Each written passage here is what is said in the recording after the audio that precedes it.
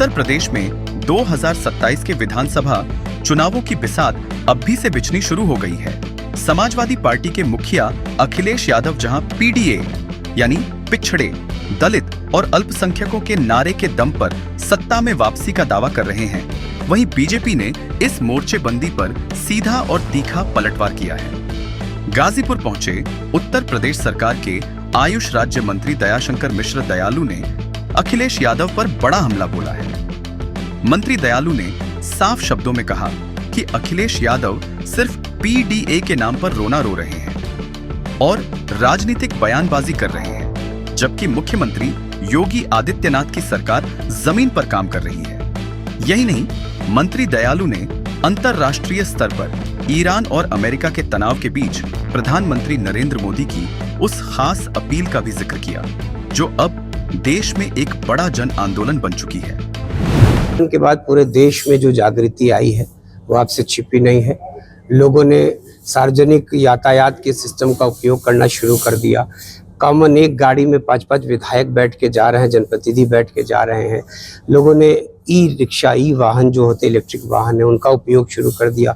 Battery रिक्शे, battery गाड़ियों की उपयोगिता बढ़ी है।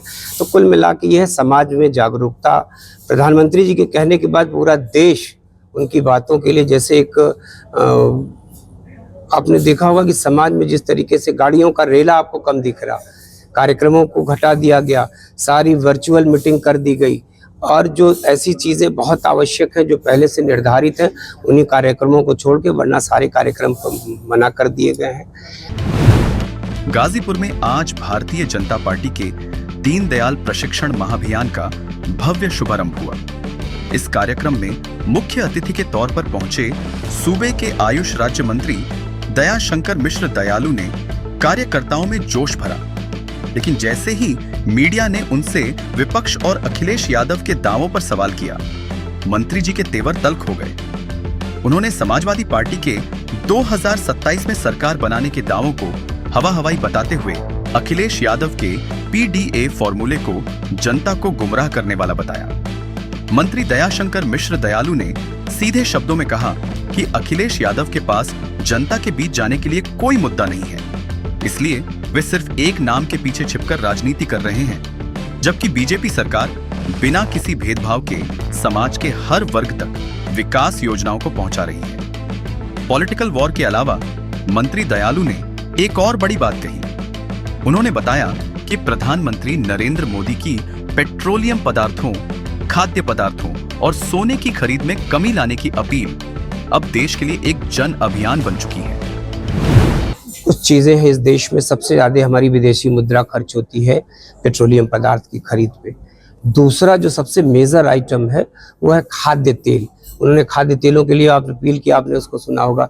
तीसरा है सोना। इन्हीं तीनों चीज़ों से हमारी खरीद के चलते हमारा जो भंडार है, जो अर्थव्यवस्था पे दबाव जो बन रहा था, उसको कम करने के लिए उन्होंने जो कहा है, और ये क्षणिक फेज है। आज युद्ध की चीज़ें खत्म हो जाएं, कल को सारी दुनिया के रास्ते खुल जाए तो फिर ये समस्या का समाधान हो जाएगा। आपने देखा कि उन्होंने यूएई में जाके समझौते किए हैं रूस से सारी खरीद के लिए। तो वो देश अपना काम कर रहा है, प्रधानमंत्री जी अपना काम कर रहे हैं, लेकिन जो परिस्थितियां सारे संसार को जिसने संकट में डाला हो, उससे अपडेट करने के लिए देश को कुछ एहतियात बरतते हैं जो देश बरत रहा है। देश की आर्थिक स्थिति को मजबूत करने के लिए मंत्री ने खुद एक बड़ी मिसाल पेश की है। उन्होंने अपने सरकारी काफिले को आधा कर दिया है और स्थानीय कार्यक्रमों में जाने के लिए वे ई रिक्शा का उपयोग बढ़ा रहे हैं, ताकि फिजूल खर्ची कम हो और जनता के बीच भी एक सकारात्मक संदेश जाए। अलग अलग लोग थे।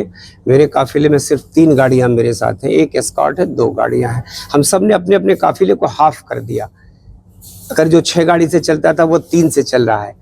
उसमें भी अभी हम लोग देख रहे हैं कैसे इसको और मिनिमाइज करें। मन है एक एक गाड़ी से सब लोग चलेंगे, क्योंकि जब गैर जिलों में, गैर जनपदों में जाना होता है। एस्कॉर्ट भी हाफ कर दिया, 2 एस्कॉर्ट चलती थी, उसको हम लोगों ने 1 कर दिया। अब उसमें भी हम लोग आगे देख रहे हैं कैसे इसको और मिनिमाइज करें। अपने शहर में जैसे लखनऊ या बनारस में रह रहे हैं तो वहाँ इलेक्ट्रिक वाहन का प्रयोग कर रहे हैं, जो ई रिक्शा, ई गाड़ियाँ होती हैं इलेक्ट्रिक की।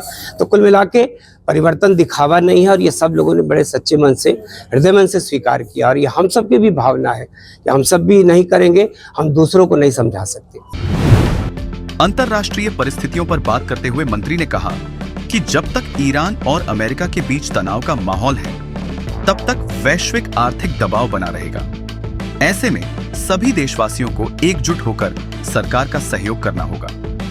उन्होंने कार्यकर्ताओं से कहा कि इस दीनदयाल प्रशिक्षण महाअभियान का मुख्य मकसद यही है कि बीजेपी का हर कार्यकर्ता सरकार की जन कल्याणकारी योजनाओं को समाज के आखिरी पायदान पर बैठे व्यक्ति तक पहुंचाए और सरकार व जनता के बीच एक मजबूत सेतु पुल का काम करे।